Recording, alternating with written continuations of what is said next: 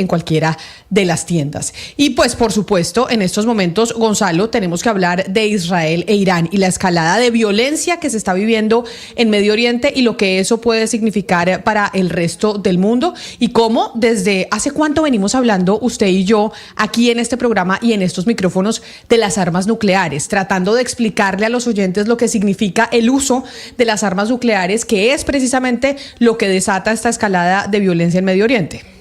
Pues Camila, si no me equivoco, estamos hablando de este tema de las armas nucleares desde el año 2021-2022, incluso creo que del año 2022, porque fue de alguna u otra manera en aquel entonces la amenaza que surgió a nivel global con la utilización de este tipo de armas en el conflicto entre Rusia y Ucrania. Hoy en día volvemos a hablar del tema de bombas nucleares, de guerra nuclear, sobre todo por lo que está ocurriendo allá en Medio Oriente. Esa decisión de Israel de atacar a Irán, de atacar los lugares en donde se enriquece de uranio para así poder crear una bomba atómica. Estados Unidos, de igual forma, Donald Trump, y la actualización que le doy a esta hora es que el presidente de los Estados Unidos no quiere firmar ningún tipo de cese al fuego, sino más bien una finalización de ese proyecto nuclear que tiene Irán en estos momentos.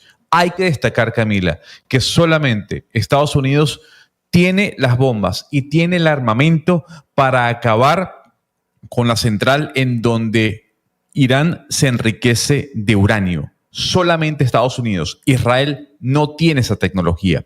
Pero entendamos un poco, Camila, ¿qué es lo que sucede si llega a haber un conflicto bélico a gran escala con utilización de bombas nucleares? En el año 2022, precisamente, hablamos con Julián Gadano. Él fue subsecretario de Energía Nuclear de Argentina. Y para aquel entonces le hacíamos la pregunta, bueno, ¿qué significa que el mundo, las grandes potencias, en aquel entonces Estados Unidos, Rusia, la OTAN, entraran en una guerra nuclear? Y esto nos dijo. Como a nosotros acá pues no tenemos armas nucleares, no tenemos energía nuclear, nos es difícil comprender el impacto que puede llegar a tener en caso de que se llegase a desatar un enfrentamiento nuclear, porque usted no nos explica en términos palpables qué es lo que significaría para la humanidad un enfrentamiento de estos. Ahora, es difícil estimar porque depende mucho del tipo de escalada.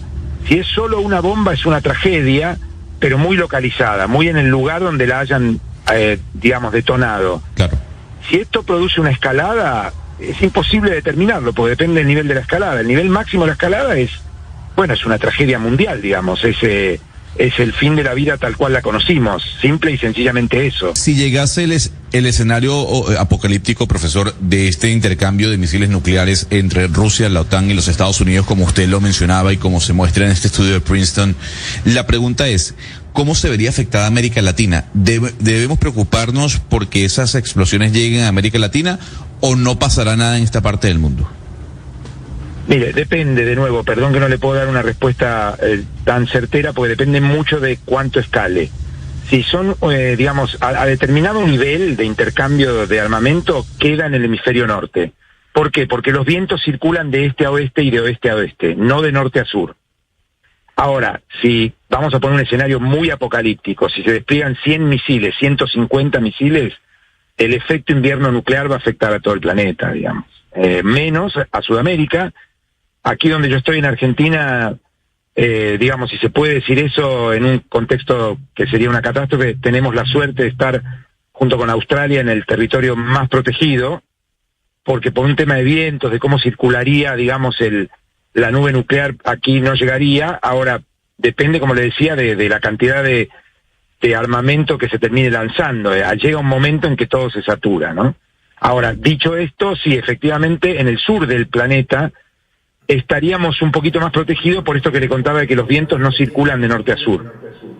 Eso fue en el año 2022, cuando la escalada y la amenaza era en el conflicto que todavía continúa entre Ucrania y Rusia. Hoy el conflicto que nos aqueja es el de Irán e Israel. Pero hay que decirlo, Camila, Irán no se sabe hasta el momento que esté construyendo una bomba atómica. Incluso el presidente Donald Trump, cuando se le consultó, ¿usted puede certificar si Irán está construyendo una bomba atómica? Él mismo respondió, a mí no me interesa lo que digan los espías, los que digan los que defienden al régimen de Irán. Lo que nosotros queremos es que el país acabe con su plan nuclear de enriquecimiento de uranio, porque ese plan, Camila, sí le abre la puerta a Irán de poder construir una bomba atómica. Y como lo decíamos el día de ayer, desde la llegada del régimen del Ayatolá a finales de la década del 70, cuando toman las armas y el movimiento islámico se apodera de Irán, la meta que ellos tienen es acabar con el Estado de Israel. Israel, en este caso, lo que ha venido diciendo, según el propio Benjamín Netanyahu, es que el ataque que estamos viviendo el día de hoy es para disuadir a Irán y evitar que construyan esa bomba. Pero lo que nos han dicho también los expertos y con quien hablábamos ayer es que los ataques preventivos van en contra del derecho internacional humanitario. También. Y que no existe esa regla de que usted pueda simplemente atacar para disuadir, que eso va en contra de todas las normatividades de la guerra. Pero ¿sabe qué? Lo que sí estamos es a la expectativa de que va a decidir Donald Trump, que va a decidir Estados Unidos. Ellos dijeron que tenían que evacuar sus diplomáticos, tenían que irse de Irán, y obviamente eso genera una reacción política dentro de los Estados Unidos, porque si hay un punto en particular que divide a la base MAGA, que es la base de Donald Trump, es precisamente involucrarse o no en conflictos internacionales, porque el presidente Trump siempre dijo durante la campaña, yo no voy, o sea, siempre se ufanó de ser el único presidente de los Estados Unidos que no se había metido en ningún conflicto y que no había iniciado ningún conflicto a nivel internacional. Y la base que apoya a Donald Trump sí se divide drásticamente entre quienes se desilusionarían si Estados Unidos empieza a participar en un conflicto internacional. ¿Por qué? Porque quienes van precisamente a esos conflictos, quienes han ido a Irak, quienes han ido a Afganistán, son esa base que ha votado por Donald Trump. Pero vamos a seguir hablando de este tema durante toda la mañana, porque claro que el mundo está poniendo los ojos en Medio Oriente. Pero nosotros aquí en Colombia también tenemos nuestros propios chicharrones.